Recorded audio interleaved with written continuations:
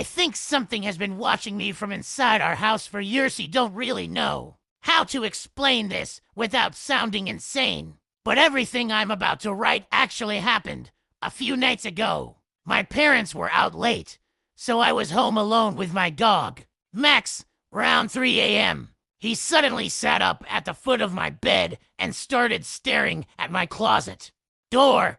He wasn't barking or growling, just completely locked in. Then I heard it. 3 slow knocks. Knock, knock, knock. Coming from inside the closet. I tried to tell myself something just fell, but Max backed away and started whining, which he never does. I grabbed my phone flashlight and opened the closet. At first, everything looked normal. Then I noticed a small window at the back. It was fogged up from the inside. Written across it were the words, "I can still see you." That window doesn't open. It's on the second floor. I shut the closet, pushed a chair against it, and stayed awake the rest of the night. Around for 11 a.m., Max started staring at the ceiling. Then I heard something dragging slowly above me. Back and forth, back and forth.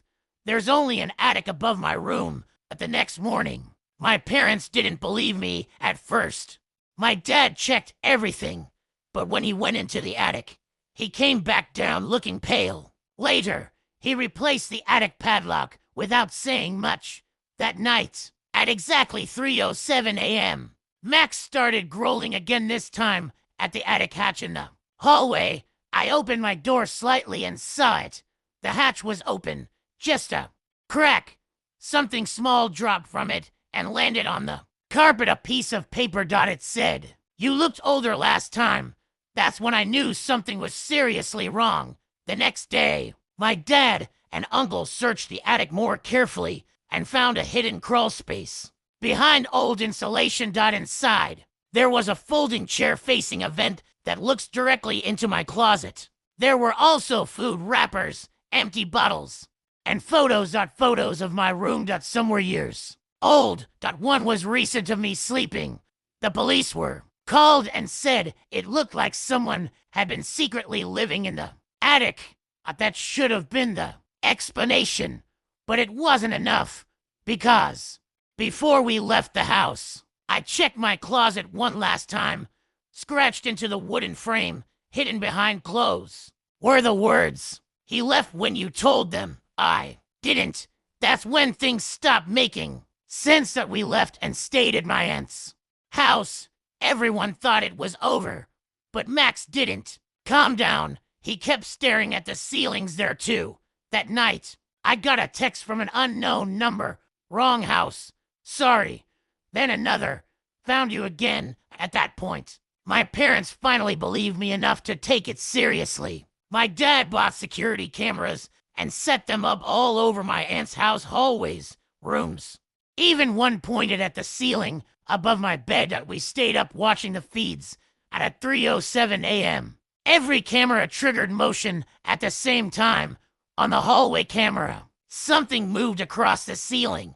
Not clearly, just a shape darker than the darkness around it. Then it moved toward my room.